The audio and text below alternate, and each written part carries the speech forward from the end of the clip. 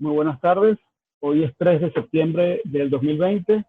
Vamos a dar inicio a la unidad 7 sobre la importancia de los hongos formadores de micorrizas en los ecosistemas naturales. El sumario que se va a presentar a continuación aborda una breve definición e historia de los hongos micorrízicos arbusculares, su rol en los ciclos biogeoquímicos, la importancia de estos hongos en los ecosistemas naturales. También vamos a abordar los distintos tipos de hongos formadores de micorrizas, sus estructuras y estados de desarrollo. También vamos a hablar un poco acerca de los genomas secuenciados de hongos formadores de micorrizas y vamos a abordar algunas metodologías básicas para estudiar este tipo de hongos, ¿no? En los simbiontes obligados. Igualmente, vamos a culminar, bueno, con las ventajas y desventajas de los hongos micorrízicos arbusculares en la agricultura y las conclusiones. El resultado del aprendizaje es conocer el rol de los hongos formadores de micorrizas en los ciclos biogeoquímicos, en los ecosistemas amazónicos y de cambio global, y conocer la importancia en los procesos de captación de nutrientes y ecorrestauración de los ecosistemas amazónicos. Desde el punto de vista histórico, este señor llamado el profesor Albert Frank, ya hace unos 120, 150 años atrás, ya había hipotetizado por primera vez acerca de las micorrizas. De hecho, él publica un paper en el 1885 que marca un antes y un después. Él en principio empezó a explorar la utilización de trufas y se dio cuenta que existía una especie de simbiosis entre este hongo y las raíces de las plantas, y observó que se formaba como una especie de órgano entre las plantas, entre las raíces de las plantas y unos hongos a los cuales denominó micorriza.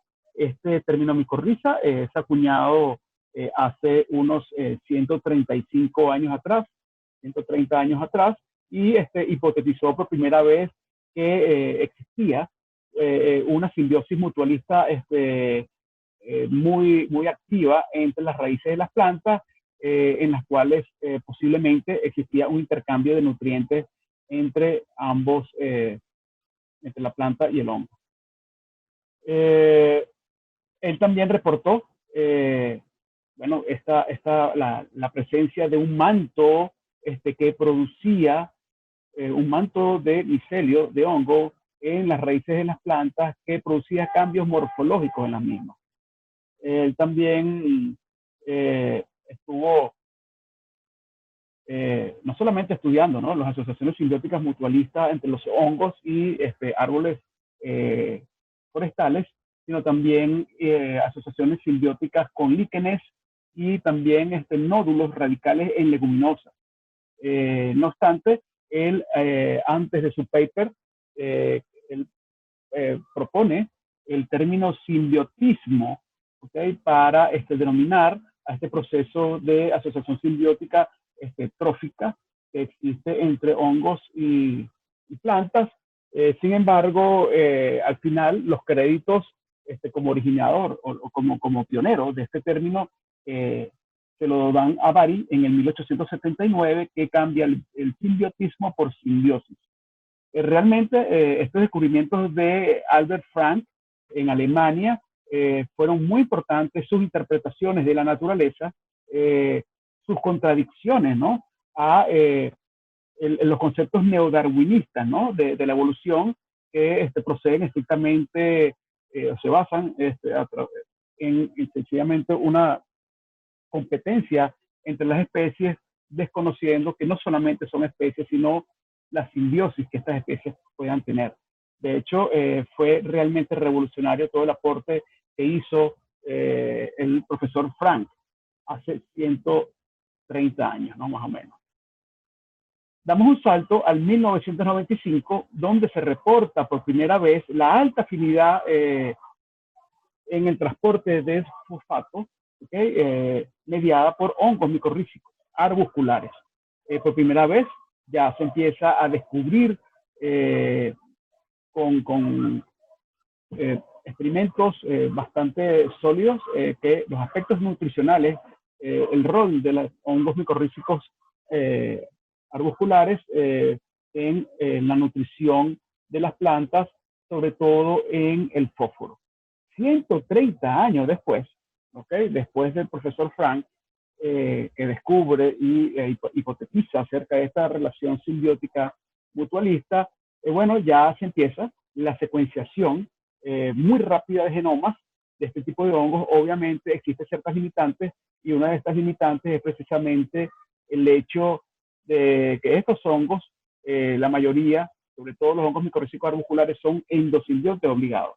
Es decir, para obtener suficiente biomasa para su secuenciación es bastante difícil. No obstante, hasta los momentos ya hay alrededor de 30 genomas secuenciados. De hecho, me imagino que deben haber muchos más, ¿no? Con las nuevas técnicas de secuenciación de genomas de próxima generación y de cuarta generación, como la tecnología de Oxford Nanopore con el Mini-Ion, entre otros devices que ellos han desarrollado.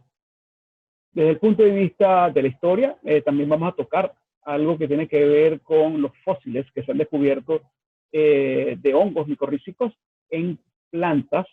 Se ha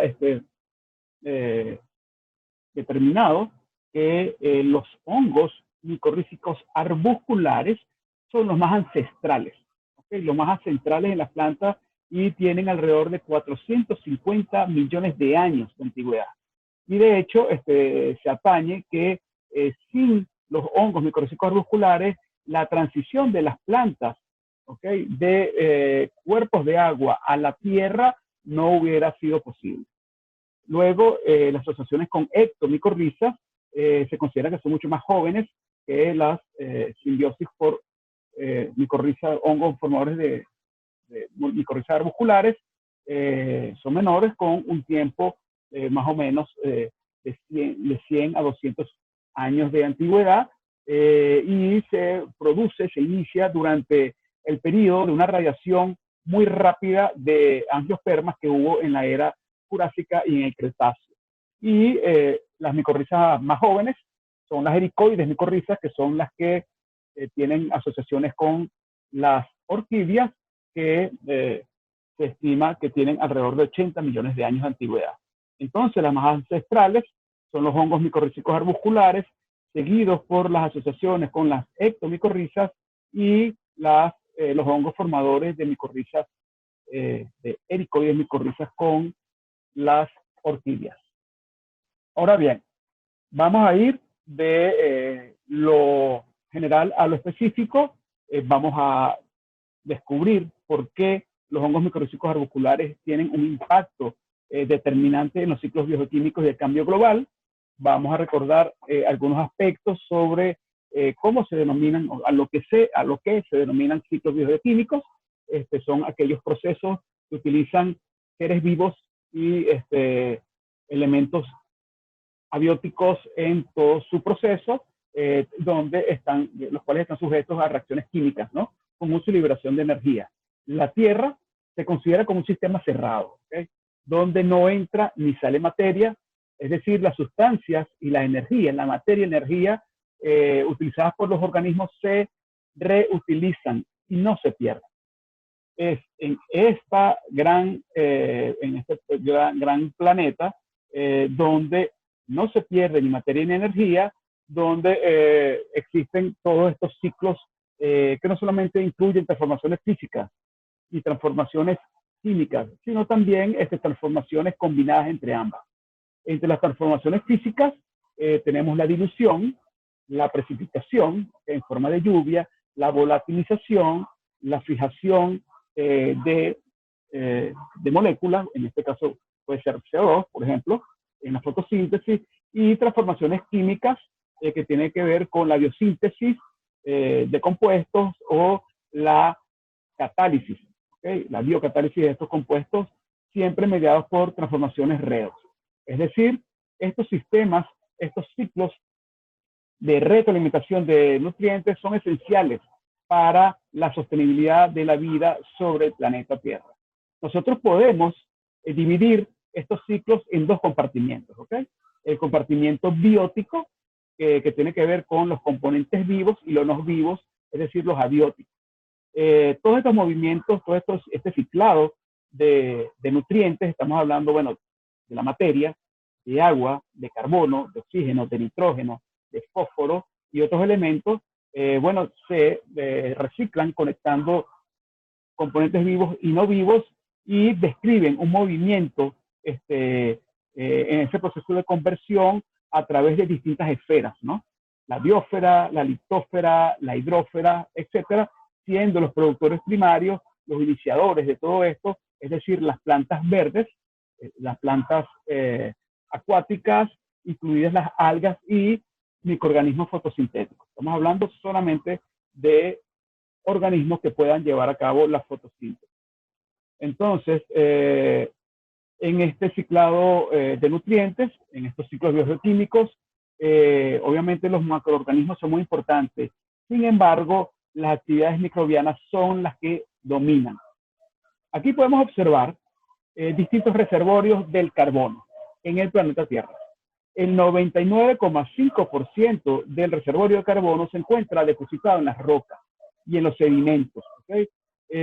La mayor parte de estas se encuentra en forma inorgánica, en forma de carbonatos. El 80% dentro de este 99,5%.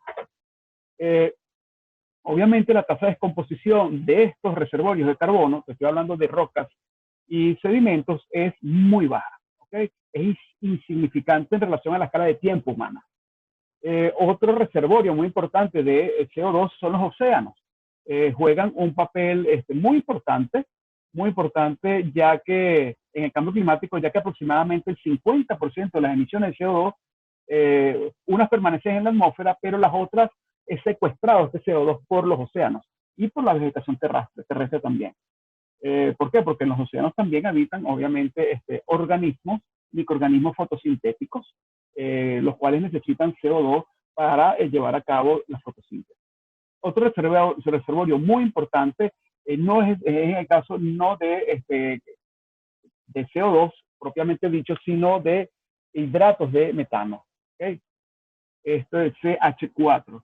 Existen unos reservorios enormes atrapados bajo tierra y bajo los sedimentos marinos en forma de hidratos de metano, ¿okay?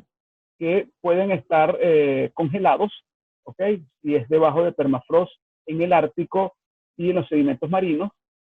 Por eso que existe un riesgo enorme con el calentamiento de la atmósfera, con el cambio global, el derretimiento, ¿okay? De este tipo de yacimientos o de pronto movimientos telúricos que liberen en grandes cantidades este metano que está atrapado en estos reservorios, porque constituyen una molécula triatómica altamente recalcitrante. De hecho, su potencia es mucho mayor que el mismo CO2. Luego, otro reservorio es la energía fósil. ¿Okay? Obviamente, la tasa de descomposición de este carbono en hidratos de carbono también es muy baja. La energía fósil también es muy baja. Es muy bajo siempre y cuando no exista un efecto o una influencia antropogénica, ¿okay? Mediada por el hombre, me refiero. La energía fósil, bueno, estamos hablando de carbón, de petróleo, de gas natural. La tasa de descomposición normalmente en condiciones normales debería ser muy baja. Sin embargo, con relación a la escala humana de tiempo, a excepción cuando el ser humano, hace más de 100, 120 años atrás, que empieza a explotar estos yacimientos de petróleo, de gas y de carbón, empieza a liberar al ambiente de manera acelerada este tipo de yacimientos de carbono. Otro reservorio, obviamente, es la biosfera, son las plantas, ¿no? La biosfera terrestre son las plantas, pero también es la materia orgánica y también son, bueno, microorganismos que son fotosintéticos también. La tasa de descomposición, bueno, es rápida porque está sujeto a una cantidad de factores. Imagínense, por ejemplo, si hay un incendio en un pastizal o un incendio en un bosque, obviamente el desprendimiento de este CO2 acumulado va a ser mucho más acelerado. ¿Okay? Entonces, estos reservorios comprenden los bosques, nuestra selva amazónica, los pastizales, los cultivos agrícolas, ¿ok? Que pueden durar 3 meses, 6 meses o pueden durar años. Obviamente, este proceso de fijación se hace por CO2, que no es más que la conversión de esta molécula triatómica en materia orgánica. Sin embargo, hay más carbono presente en el material orgánico muerto, ¿ok? Llamado humus, que en los seres vivos. Entonces, nosotros podemos observar que si nuestras células amazónicas tienen una gran cantidad de diversidad macro fotosintética, ¿okay? De árboles, bueno, igualmente tienen una gran cantidad de materia orgánica. Y esa materia orgánica en proceso de descomposición son uno de los mayores reservorios que liberan mayor cantidad de CO2 a la atmósfera. ¿Okay? Entonces hay que estar muy pendiente de esto. Otro reservorio, bueno, es la biosfera acuática, que son las plantas acuáticas, fitoplancton, algas y bacterias fotosintéticas que se encuentran en cuerpos de agua dulce o en el mar. Aquí podemos observar rápidamente, bueno, los principales reservorios de carbono en la Tierra. Tenemos las distintas esferas, la biosfera, la litosfera, la atmósfera y la hidrósfera. Tenemos los reservorios en forma de hidratos de metano, ¿okay? En los fondos marinos, en estado de congelación, en el Ártico también una gran cantidad de reservorios de metano, ¿okay? Tenemos que está aquí, en el permafrost. También hay una liberación continua de los organismos vivos en los procesos de respiración de CO2, que es un proceso oxidativo que nosotros emanamos CO2 a la atmósfera. También las plantas respiran. Sin embargo, una de las reservorios más importantes de liberación de CO2 a la atmósfera es precisamente la descomposición de la materia orgánica. Los hongos, los microorganismos y la bacteria están presentes en esto. Obviamente también hay una captura de este CO2 que se produce por la fotosíntesis con los microorganismos y los macroorganismos fotosintéticos. Aquí vamos a ver, ¿ok? Estamos ahorita enfocados en el ciclo del carbono, cómo nosotros podemos observar que este ciclo biogeoquímico, este ciclo del carbono, se puede diferenciar en dos grandes compartimientos, ¿ok? El abiótico y el biótico. Siempre el sistema abiótico va a condicionar el sistema abiótico, ¿ok? Entonces, la luz solar, en este caso estamos hablando de radiación fotosintéticamente activa, estamos hablando de temperatura, ¿ok? Que de alguna manera promueve la evolución y la adaptación de microorganismos psicrófilos, mesófilos o termófilos.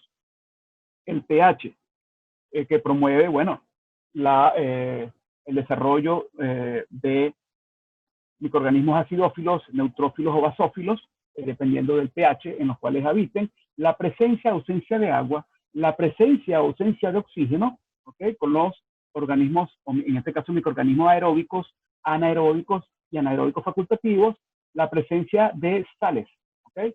Que condiciona, bueno, la capacidad de sobrevivir de distintos organismos a altos contenidos de sal, también la presión atmosférica y la disponibilidad, el tipo y disponibilidad de nutrientes, ¿okay? Tanto orgánicos como inorgánicos, que tienen que ver ya con su función desde el punto de vista nutricional, y las sustancias antimicrobianas que pueden de alguna manera determinar, condicionar o favorecer el crecimiento microbiano. Entonces, así como todo este sistema abiótico, todos estos elementos abióticos condicionan el sistema biótico, ¿ok? Y el sistema biótico, en este caso, bueno, están formados por los macroorganismos, las plantas y los animales. Los microorganismos, y muy importantes, que estamos mencionando hoy, son la simbiosis, ¿ok? Estamos tomando en cuenta simbiosis como mutualismo, comensalismo, parasitismo, competencia o antagonismo, ¿okay? No solamente es la visión neodarwinista de los organismos vivos sobre el planeta Tierra, sino también su potencial, su capacidad o su susceptibilidad a formar asociaciones simbióticas con otros microorganismos, ¿no? En este caso. También es muy importante la biodiversidad. Es muy distinto, obviamente, el condicionamiento de estos sistemas, de todo este sistema abiótico y todos estos elementos, cuando hay una biodiversidad muy pobre o una mega biodiversidad como las tenemos en la Amazonía. También tiene que ver con el metabolismo. ¿Okay? El metabolismo y la fisiología de los organismos vivos, sus roles nutricionales y la cadena trófica. ¿Okay? Los microorganismos ocupan una posición clave en relación al flujo de la materia y la energía. ¿Por qué? Porque tienen unas capacidades metabólicas bien activas que pueden transformar estas sustancias orgánicas e inorgánicas. Aquí podemos observar, ¿okay? El ciclo redox del carbono, ¿okay? Generalmente existen dos procesos donde existe la conversión. Este proceso, vamos a empezar por el proceso heterotrófico, ¿ok? Donde existe que está mediado por procesos oxidativos, que hay una conversión de los compuestos orgánicos, en este caso de la biomasa o la materia orgánica, en CO2 a través de la respiración, ¿ok? A través de la respiración, y los procesos autotróficos que tienen que ver con la conversión de CO2 en materia orgánica. Aquí podemos observar en este ciclo redox que el carbono comienza con la fijación, ¿ok? Fotosintética del CO2 en presencia obviamente de luz solar y agua, obviamente y nutrientes. Entonces este CO2 con agua forma la materia orgánica, por eso más oxígeno, ¿ok? Por eso que la fotosíntesis produce oxígeno, mientras que en la respiración, que es un proceso oxidativo, la fórmula es al revés. ¿Okay? La fórmula es al revés, donde la materia orgánica en presencia de oxígeno, bueno, libera CO2 más agua. Aquí podemos ver también y recordar la nutrición según las fuentes de energía de carbono y poder reductor. Aquí podemos observar, según la fuente de energía, podemos obtener microorganismos o organismos fotótrofos. En este caso son las plantas y los microorganismos fotosintéticos y las algas, ¿okay? Que son capaces de, en presencia de luz, utilizar la luz como fuente de energía, ¿okay? Y los organismos los microorganismos quimiotrofos, que son capaces de utilizar compuestos orgánicos e inorgánicos como fuente de energía. Desde el punto de vista de la fuente de carbono, ¿okay?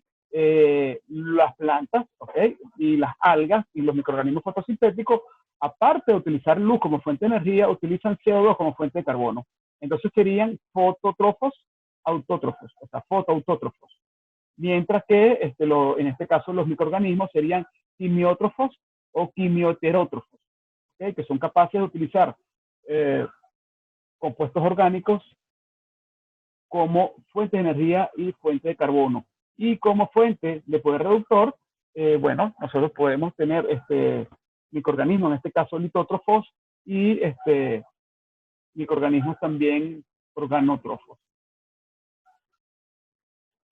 Ahora bien, existe un efecto muy importante, ¿ok? Que está asociado a las plantas en respuesta a asociación simbiótica con distintos hongos micorrízicos, ¿ok? Que es la respuesta a altos niveles de CO2 en la atmósfera. Se llama efecto de fertilización por CO2. Se ha descubierto que persistentemente la acumulación de CO2 en la atmósfera promueve un crecimiento de hasta un 30% en aquellas plantas que están asociadas con ectomicorrizas, independientemente de la disponibilidad de nitrógeno, lo cual no ocurre en el caso de los hongos micorrízicos arbusculares. ¿Okay? Entonces, por ejemplo, en nuestros bosques podemos entender a partir de esto, que es relativamente nuevo, este efecto de fertilización por CO2, que la concentración de CO2 en la atmósfera, de hecho ya el año pasado pasamos el pico de los 412 ppm de concentración en la atmósfera, que solamente había ocurrido, no me acuerdo cuántos millones de años atrás.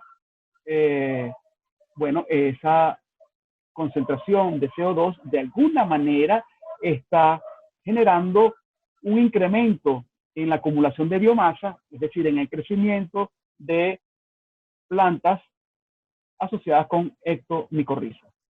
Aquí podemos observar en el ciclo del nitrógeno. ¿Okay? En la atmósfera existe un 78% de nitrógeno, mientras que existe alrededor de un 18,6% de oxígeno. Se estima que hay una fijación biológica de nitrógeno de 175 millones de toneladas de nitrógeno por hectárea por año. Y se estima también que el 80% de esta fijación de nitrógeno en el suelo es mediada por bacterias diazotróficas. Estamos hablando de bacterias fijadoras de nitrógeno, tanto simbiontes como asimbiontes. Mientras que, por otro lado, el suministro de nitrógeno por las plantas, de suelo a la planta, es mediado el 80% por hongos micorrízicos. ¿Okay? Por hongos micorrízicos. Con respecto al ciclo del fósforo, el fósforo puede estar ubicado, bueno, en cuerpos de agua, en el suelo, en sedimentos, por escorrentía, puede repartirse, ¿no? en distintos cuerpos de agua, y solamente el fósforo que es disponible por las plantas es el fósforo inorgánico. ¿Okay?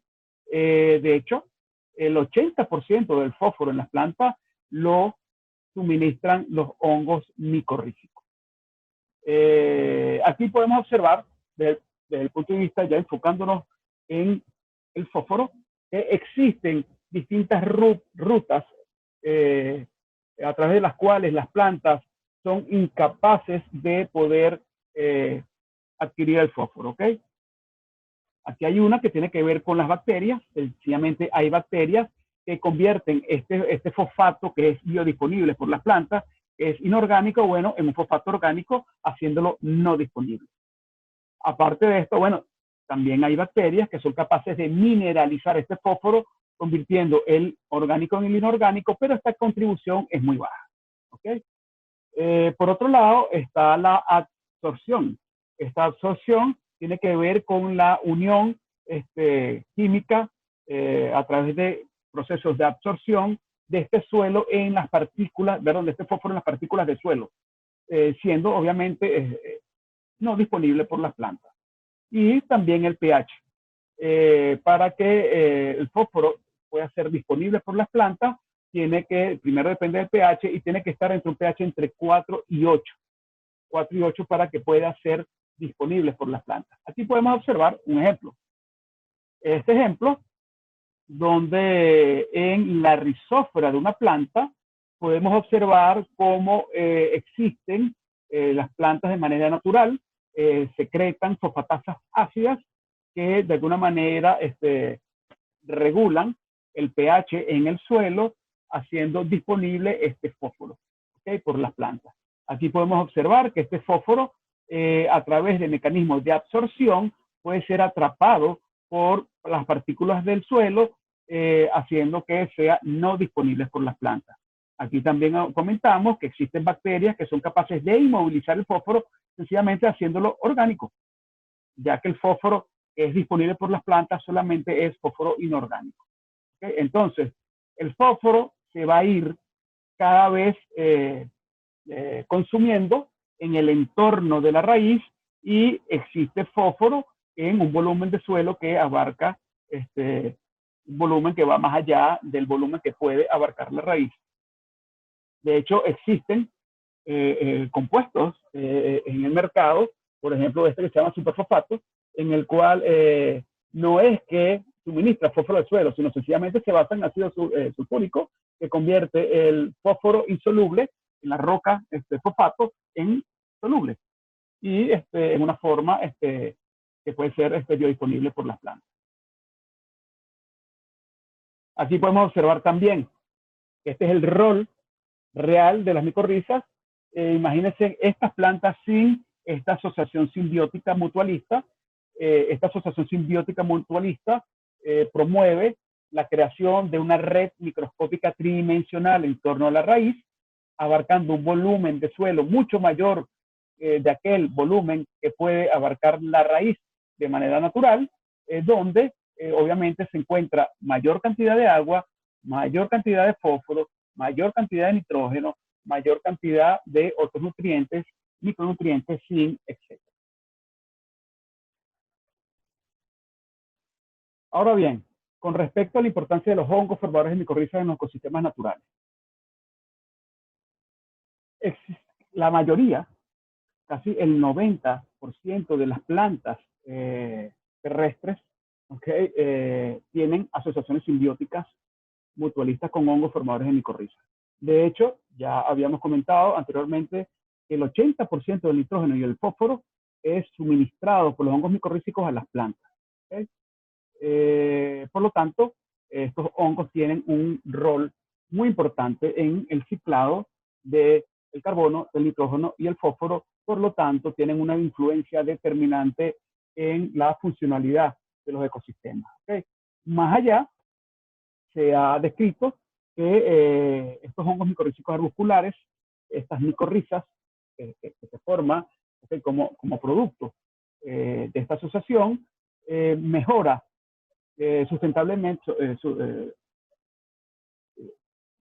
en gran manera, la estructura del suelo, la agregación y la aireación. ¿Okay? Lo cual, de alguna manera, también afecta, obviamente, la estructura de las comunidades de planta y su productividad. También hemos visto la influencia que tiene esta simbiosis en los gases de efecto invernadero con su efecto, su influencia, ya que obviamente se alimenta de carbohidratos productos de la fotosíntesis, y a medida que va creciendo esa red microscópica tridimensional en torno a las raíces de las plantas, obviamente va a requerir una mayor cantidad de carbohidratos productos de la fotosíntesis que proviene obviamente de esa conversión de CO2 en biomasa en este proceso de la fotosíntesis. ¿Okay? Por otro lado, se estima que existen más de 50.000 especies de hongos micorrízicos que presentan asociaciones con alrededor de 250.000 especies de plantas. Es decir, hay una relación 1 a 2. De hecho, existe una gran dependencia, ¿no?, de la composición, de la estructura de la comunidad de las plantas y su diversidad asociado a las comunidades de hongos micorrízicos. Desde hace unos pocos años para acá, ya se encuentra con genomas nucleares ya ensamblados y con genes anotados de alrededor de 33 especies, los cuales los vamos a ver más adelante. ¿Okay? Con respecto también a su influencia en los ecosistemas naturales, su rol, su importancia, tiene que ver, bueno, que existe una reducción de pérdida de nutrientes. ¿Okay? Generalmente muchos estudios están enfocados a el suministro de fósforos y otros nutrientes de los hongos micorrízicos arbusculares a las plantas. Sin embargo, hay muy poca contribución en la literatura científica acerca del rol de los hongos micorrízicos en la reducción de la pérdida de los nutrientes. ¿Okay? Estamos hablando específicamente del nitrógeno y del fósforo. Estos nutrientes, en primer caso, se pierde en procesos de desnitrificación, ya que se convierte este nitrógeno en óxido nitroso, ¿okay?, y se libera a la atmósfera, y el fósforo se pierde por lixiviación. ¿Okay? Imagínense, por ejemplo, estos suelos en la Amazonía, que son muy pobres, la importancia de los hongos micorrízicos arbusculares para preservar, asegurar estos nutrientes que son absolutamente importantes en cualquier metabolismo de las plantas para su nutrición, ¿okay?, su estado fisiológico, su sistema inmunológico, su crecimiento, y bueno, y convertirse de alguna manera como sumidero de CO2 en la mitigación del cambio global al secuestrar CO2. ¿Okay? Los hongos micorrízicos arbusculares se ha descrito que reducen significativamente la pérdida de nitrógeno a cerca de 70 kilogramos de nitrógeno por hectárea por año, y de fósforo 150 gramos de fósforo por hectárea por año. ¿Okay? Con respecto a la productividad de la planta y el funcionamiento de los ecosistemas, los hongos micorrízicos juegan un rol preponderante, ¿okay?, independientemente que a veces se ha observado efectos negativos ya cuando se rompe el equilibrio y pasa de ser una asociación simbiótica mutualista bajo una relación ganar-ganar, bueno, existe una relación de parasitismo donde el hongo puede consumir más carbohidratos de la planta de lo que el hongo le puede suministrar nutrientes a su hospedador, a su hospedera, a su planta a la que está hospedando, ¿no? También se ha visto con respecto a la funcionalidad que, bueno, esta asociación simbiótica provee resistencia a metales pesados, a enfermedades, a plagas, a patógenos, mejora del sistema inmunológico, ¿okay? Resistencia a la sequía. También comentamos, ¿no? Que son determinantes también los hongos micorrízicos arbusculares para el establecimiento de semillas y también para la degradación, la descomposición de materia orgánica. Y habíamos comentado sobre este efecto de fertilización por CO2, que es una contribución muy importante que hacen los hongos ectomicorrízicos para la producción de biomasa, ¿okay? En los ecosistemas naturales. Aquí podemos observar, bueno, un lado, una rizósfera no micorrizada, ¿okay? A la izquierda, y por otro lado, sí micorrizada. Fíjense que el volumen de suelo en el cual puede abarcar esta asociación simbiótica es mucho mayor de lo que puede abarcar naturalmente la raíz y los pelos radicales. Obviamente, en este volumen de suelo hay una mayor cantidad de nutrientes y una mayor cantidad de agua. Con respecto a la red micorrícica, existe algo llamado Wood Wide Web, ¿okay? Es una especie de red microscópica en todos en los bosques, ¿okay? En los árboles, donde existe asociaciones de micelio, de hongos ectomicorrízicos, por ejemplo, con angiospermas o gimnospermas, mientras puede una sola especie estar colonizada por dos tipos de hongos. De hecho, pueden ser hongos micorrízicos arbusculares, hongos ectomicorrízicos, pueden también compartirse orquídeas, herbáceas, sus hongos micorrízicos arbusculares con plantas leñosas, ¿ok? Y de manera tal que se forma una red microscópica dimensional, no solamente en torno a la rizósfera de un solo individuo, sino en todo un bosque, ¿no? Eso es sumamente importante que nosotros podamos comprender que existe, que Avatar, como en la película, es realmente lo que existe debajo de la superficie de la Tierra, sobre todo en ecosistemas no intervenidos por el hombre, donde ancestralmente se ha establecido un equilibrio tanto sobre la superficie del suelo como bajo la superficie del suelo. Ahora bien, con respecto a los hongos formadores de micorrizas, tipos, estructuras y estado de desarrollo, existen 4 tipos de hongos formadores de micorrizas, ¿okay? Estos hongos pueden invadir, ¿okay? El lado externo de las raíces o pueden colonizar la zona intracelular de las raíces, ¿okay? Estos hongos son las micorrizas arbusculares, las ectomicorrizas, las orchimicorrizas, que solamente son específicas para las orquídeas, y las ericoides micorrizas, que son específicas para los eucaliptos, ¿okay? De hecho, cerca del 74% de todas las especies de plantas forman asociaciones con hongos micorrízicos arbusculares. De hecho, yo creo que está subestimado este porcentaje. Hay otras referencias que dicen que son 80 y otras que dicen que es el 90. ¿Okay? Todos los hongos micorrízicos arbusculares pertenecen al filum Glomeromycota. ¿Okay? Mientras que solamente el 2% de las plantas terrestres forman asociaciones con ectomicorrizas, en las cuales están angiospermas y gimnospermas.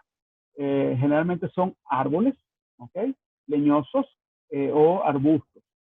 Luego, el 9% de las plantas forman asociaciones con orchimicorrizas y el 1% forman asociaciones con ericoides micorrizas. En este caso son los eucaliptos.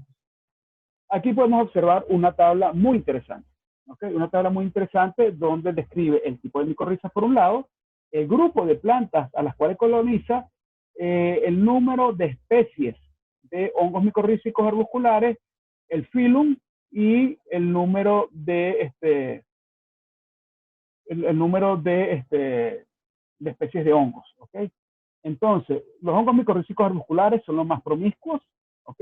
Están presentes en herbáceas, en gramíneas, en una gran cantidad de árboles también, independientemente de que estén o no colonizadas con ectomicorrizas, ¿ok? Existe alrededor de 200.000 especies de plantas colonizadas por hongos micorrízicos arbusculares y se estima que hay entre 300 y 1.600 especies de hongos micorrízicos arbusculares, todos del filum glomeromicota. ¿Okay? Fíjense que en el caso de las ectomicorrizas tienen unas asociaciones simbióticas con pinos, con angiospermas y gimnospermas, ¿ok? Sobre todo, bueno, son muy utilizadas como biofertilizantes en el caso de las siembras de pinos, ¿ok? Y de eucaliptos en la industria de la celulosa. Podemos observar que estas ectomicorrizas presentan asociaciones simbióticas con alrededor de 6.000 especies de plantas, es decir, muchísimo menos con relación a las micorrizas arbusculares, pero se estima que hay muchísimas más especies de hongos de este tipo de micorrizas, alrededor de 20.000.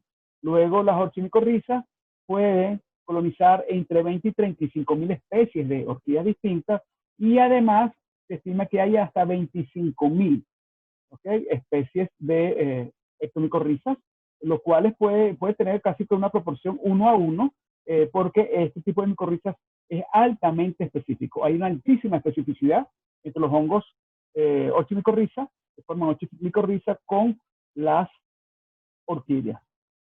Por último, las ericoides micorrizas puede tener una simbiosis con alrededor de 3.900 especies de estas plantas, ¿ok?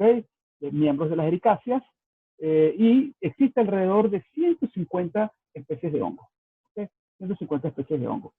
Estos autores también indican que las brasicáceas, crasuláceas, entre otras, no tienen dependencias de micorrizas. Sin embargo, yo tengo trabajos hechos de mi autoría, que he trabajado con crasuláceas, plantas de metabolismo CAN, que efectivamente sí están asociadas con hongos micorrízicos arbusculares. Por otro lado, desde el punto de vista de la funcionalidad de los ecosistemas, aquí podemos observar cuál es la influencia de estas asociaciones con relación al ciclo del carbono. ¿Okay? En la productividad de la planta, bueno, los hongos micorrízicos arbusculares presentan una influencia de hasta el 80%, ¿ok? Es la contribución en los procesos ecosistémicos. Las ectomicorrizas hasta un 80% en el ciclado. Estamos hablando del ciclado del carbono y la productividad de la planta. Estamos hablando de crecimiento y la acumulación de biomasa. Las ericoides micorrizas un 50% y las orchimicorrizas un 100%. Imagínense la especificidad y la influencia que tienen las orchimicorrizas para el crecimiento de las orquídeas. Es muy importante. ¿Okay? Igualmente, hasta un 80% de los hongos micorrízicos arbusculares y las ectomicorrizas. Con respecto a el ciclo del nitrógeno, ¿okay? Con el ciclo del nitrógeno, la adquisición de nitrógeno, ¿okay? Suministrado por el hongo, bueno, en el caso de las micorrizas arbusculares, es hasta un 20%, estamos hablando de nitrógeno. Las ectomicorrizas y las ericoides micorrizas son 80%, ¿okay? Esto es muy importante porque sabemos que en nuestros bosques amazónicos abundan las especies leñosas, angiospermas, gimnospermas, la ericarácea, los eucaliptos, también, bueno, si son especies introducidas, bueno, la importancia que tienen en asociaciones con ectomicorrizas, ya que suministran hasta un 80% del nitrógeno. ¿Okay? Con respecto al fósforo, fíjate que las asociaciones de plantas con micorrizas arbusculares es la contribución sumamente importante, hasta un 90% de fósforo, el suministro de fósforo de las ectomicorrizas, hasta un 70% de fósforo, las ericoides micorrizas nuevamente, bueno, con 80, y las orchimicorrizas nuevamente con un 100. Es decir, orquídeas que no tengan una asociación simbiótica con orchimicorriza, posiblemente no vivan, son así de infalibles, ¿no? Con respecto al fósforo, qué importante, ¿ok? Con el suministro de fósforo en los bosques amazónicos con las ectomicorrizas hasta un 70% y muy importante también hasta un 80% de nitrógeno. ¿Okay? Con respecto a la estimulación de la diversidad de plantas, bueno, aquí hay unas estimaciones que obviamente la estructura de las comunidades de plantas también están muy influenciadas por los hongos micorrízicos. Aquí podemos observar un gráfico muy importante que tiene que ver con la especificidad. Aquí podemos observar, como vimos, que está muy relacionado con la tabla anterior, que las orchimicorrizas tienen una mayor especificidad con sus hospedadores, seguidamente por las ectomicorrizas, y las más promiscuas son los hongos micorrízicos arbusculares. Fíjate que aquí generalmente hay una relación 1 a 1 de especies de hongos de orchimicorrizas y especies de orquídeas, mientras que en los hongos micorrízicos arbusculares hay alrededor de 200.000 especies de plantas que tienen asociaciones simbióticas con este tipo de hongos, ¿ok? Y se estima entre unas 1.600 y 3.000 especies de este hongo. Aquí vamos a ver, vamos entrando ya en los tipos de micorrizas según estructura y función.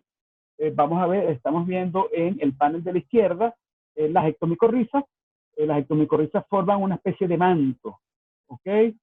Que cubre las raíces de las plantas y forma una estructura que se llama Arctic Net, ¿ok? Es una red Arctic que es micelio en los espacios intercelulares, ¿ok? Sin penetrar el interior de la célula, y este tipo de estructura es donde se lleva a cabo el intercambio nutricional. Los carbohidratos de la fotosíntesis para el hongo, ¿okay? Y el hongo le suministra agua y nutrientes a la planta a través de estos orgánulos, ¿no?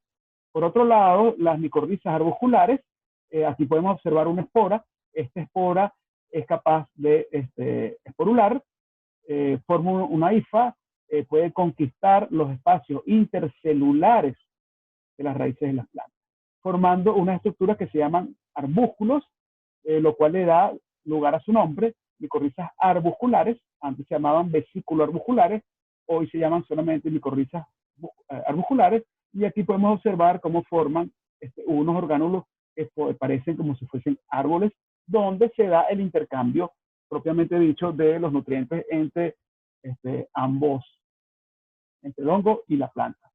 Las estructuras típicas de las micorrizas, aquí podemos observar las estructuras típicas de las micorrizas arbusculares, pues son las hifas, obviamente, las vesículas, que son órganos de reserva, y los arbúsculos que habitan los espacios intercelulares. Con relación a las ectomicorrizas, podemos observar que forman un manto de hongos en la parte externa de la raíz, y esta red Arctic en los espacios intercelulares, no intra. ¿Ok? Luego aquí tenemos, bueno, una especie de hifas fúngicas en estos espacios intercelulares en las ericoides micorrizas en los eucaliptos. Aquí podemos observar, en el caso de las ectomicorrizas, nosotros cuando vamos a la Amazonía vemos una gran cantidad también de hongos, de cuerpos fructíferos, y bueno, algunos pueden ser hongos comestibles, otros pueden ser hongos medicinales, que no tienen nada que ver con su asociación simbiótica con las plantas, sino que son hongos descomponedores de la materia orgánica, son saprofíticos. En este caso, solamente nos vamos a referir a las ectomicorrizas si son capaces de formar cuerpos fructíferos, ¿ok? Son capaces de formar cuerpos fructíferos que se forman a partir de una reproducción sexual, ¿ok? Y sus hifas y sus micelios son capaces de conquistar, formando mantos alrededor de la raíz y en los espacios intercelulares, la red ártica. Aquí podemos observar distintos ejemplos, ¿ok? Tricholoma, ¿ok? Amanita, Cantarellus, Craterellus, ¿ok? Aquí hay otra manita, aquí hay otro Tricholoma, ¿ok? Que estos cuerpos fructíferos cuando ustedes lo vean en la selva, sencillamente son cuerpos fructíferos de hongos que forman ectomicorrizas. Aquí hay otro ejemplo, estos hongos higroscibes, ¿okay? Lacaria, cortinarius, ¿okay? Entre otros, ¿vale? Obviamente, existen estructuras que son diferenciadas, ¿no? Entre los pinos, ¿okay? Y las angiospermas. Estas estructuras se diferencian sencillamente que son avisos. Se puede utilizar lupas, pero también se puede, con una lupa normal en campo lo puedes ver, que son las estructuras llamadas cabezas de venado. ¿Okay? Estas estructuras son clásicas en, en este tipo de colonización de ectomicorrizas tanto en las angiospermas como en los pinos, y obviamente en los sustratos más superiores, donde está el manto orgánico, va a existir una mayor cantidad y presencia de este tipo de micorrizas que va a ir desapareciendo a medida que se profundiza en el horizonte del suelo. Aquí podemos observar otra diapositiva donde podemos observar la formación, ¿okay? De estas estructuras, de estos cachos de venado, en como unas extensiones pues, de las raíces. ¿Okay? Esto es un poco más de lo mismo, donde están las Arctic neck, ¿okay? Este es el manto de las hifas, y las Arctic neck son aquellas que se forman en los espacios intercelulares. ¿Okay? Aquí hay otro ejemplo. ¿Okay? Ahora bien, con los hongos micorrízicos arbusculares, ¿okay? Los hongos micorrízicos arbusculares, ya yo les dije que pertenecen todos al filum Glomeromycota, a diferencia de las ectomicorrizas, que pueden ser basidomycota o ascomycota.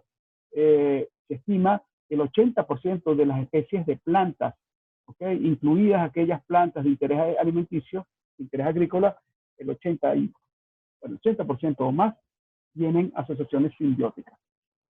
Una de las cosas que nos hace distintivas es que, bueno, estos hongos micorrízicos arbusculares son simbiontes obligados, ¿ok? Son simbiontes obligados y necesitan su hospedero, para poder crecer y vivir. Desde el punto de vista de la estructura y la función, acuérdense que la estructura está muy relacionada con la función, hasta en las proteínas. Aquí podemos observar las hifas que forma el hongo. Todo proviene de una espora que formó una hifa, una red de hifas. De hecho, hay unas hifas absortivas donde existe la captación de los nutrientes y aguas que luego se dirige a la raíz de la planta. Estas esporas, que bueno, son estos propágulos insectivos que están generalmente en los suelos. Y dentro de la raíz hay unas estructuras, ¿ok? Hay unas estructuras en el suelo y unas estructuras en la raíz. Dentro de la raíz también hay hifas, ¿ok?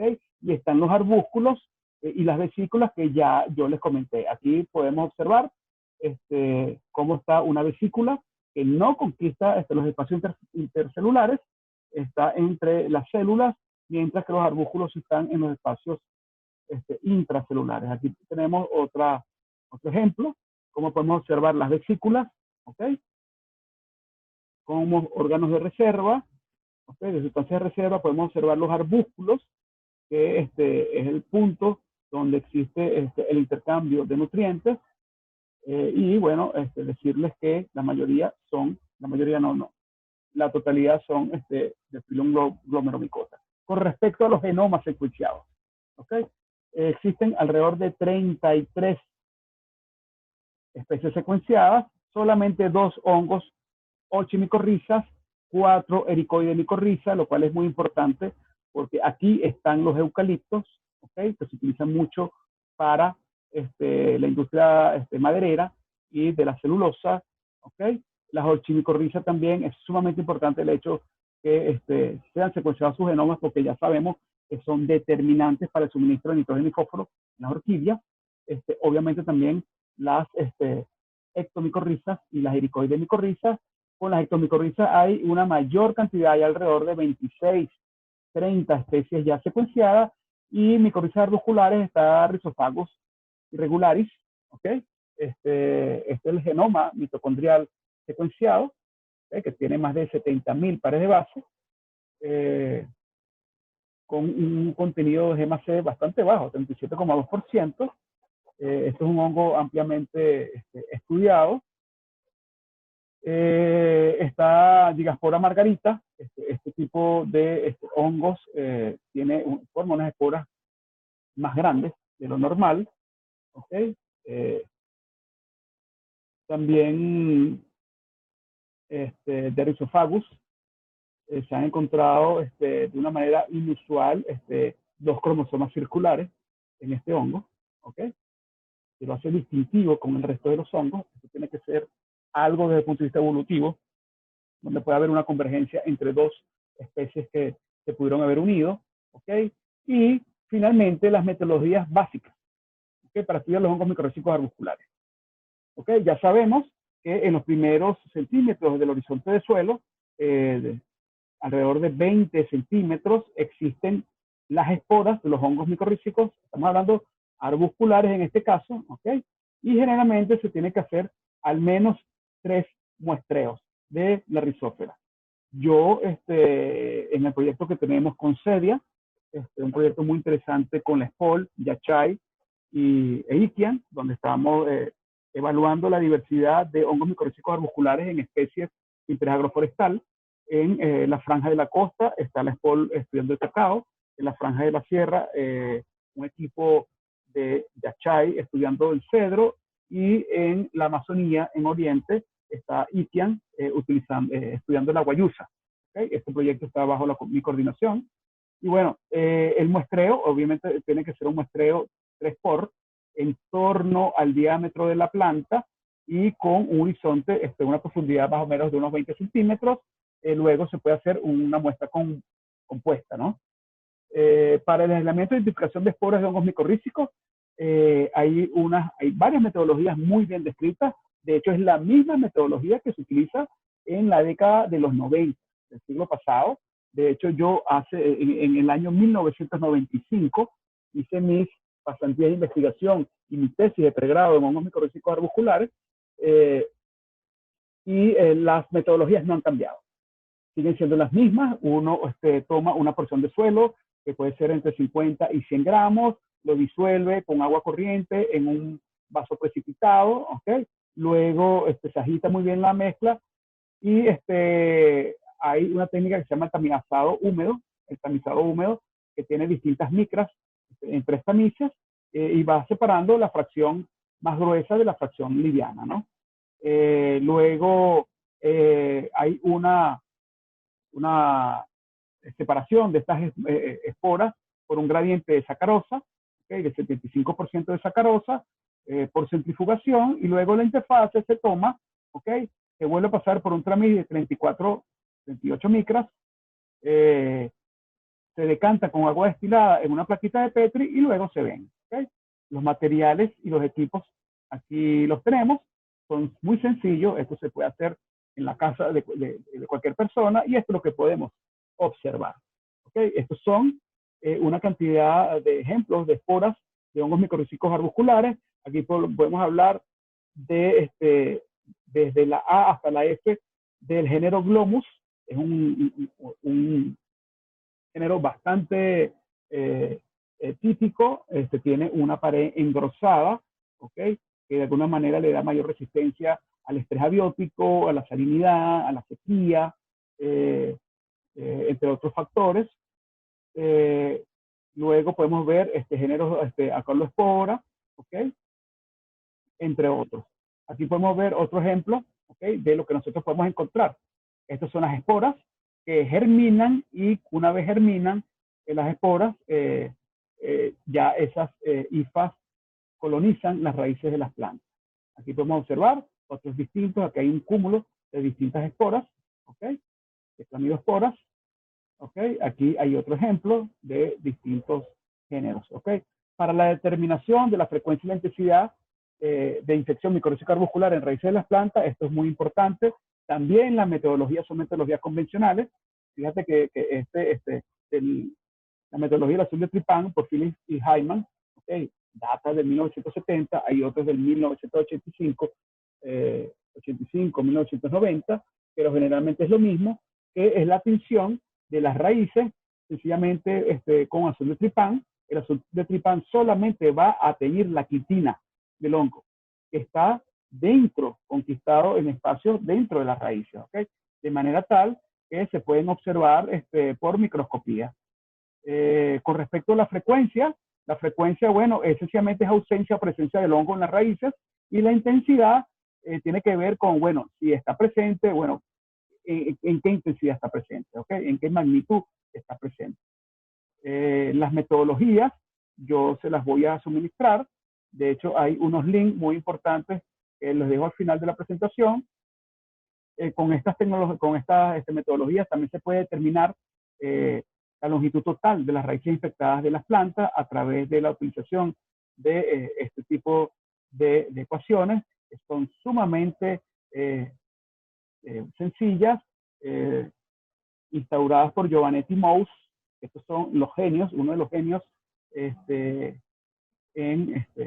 pioneros pues, del trabajo de las micorrizas, los materiales y los equipos. En condiciones normales yo les hubiese dado esta práctica, ¿okay? Pero estamos en pandemia COVID-19. Y bueno, una de las cosas que nosotros vamos a ver cuando nosotros tiñamos no es que el hongo sea así. Este es el hongo teñido, y el azondetripán va a teñir la quitina que está presente en la pared celular del hongo. Entonces, por eso que lo podemos observar. ¿Okay? Aquí podemos observar vesículas, hifas, arbúsculos, etc. Aquí hay un link muy importante sobre métodos para identificación de micorrizas. Aquí les dejo también un link a un libro de mi autoría, donde hay un apartado en metodología bien importante para el manejo de hongos micorrízicos arbusculares. Este es el estudio de hongos micorrízicos arbusculares en agaváceas. ¿Okay? Esta es Crasulaceae, esto es una planta de metabolismo CAM, donde hemos demostrado que efectivamente sí existe una presencia, ¿no?, de esta asociación simbiótica. ¿Okay? Con respecto a las ventajas, bueno, los hongos micorrízicos proveen al hospedador nutrientes y agua, ¿ok? Mientras que la planta le suministra al hongo materiales fotosintéticos, productos fotosintéticos, que bueno, en forma de carbohidratos para su nutrición. Uno de los problemas que hay es que, bueno, se utiliza desde hace ya bastante tiempo este tipo de hongos como fertilizantes biológicos. Sin embargo, uno de los problemas es que son endosimbiontes obligados, y hay un problema para la producción a gran escala de este tipo de fertilizantes, ¿no? Además de mejorar la productividad de la planta, el crecimiento, su sistema inmunológico, ¿ok? También le provee una mejor respuesta al estrés abiótico, ¿ok? Tolerancia a la salinidad, a la sequía, a los metales pesados, ¿ok? Entre otras cosas, ¿no? Las desventajas, bueno, ya se las comenté anteriormente. No hay suficientes prácticas para obtener inóculos. Generalmente los inóculos que se obtienen en el mercado se basan en muy pocas especies. Ya sabemos que una sola especie de planta puede tener asociaciones simbióticas con más de un hongo, y más de un tipo de hongo. Puede ser de arbusculares como ectomicorrizas, ¿ok?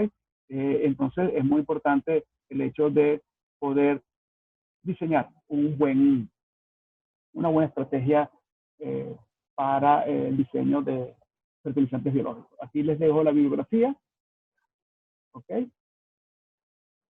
Y muchísimas gracias por su atención.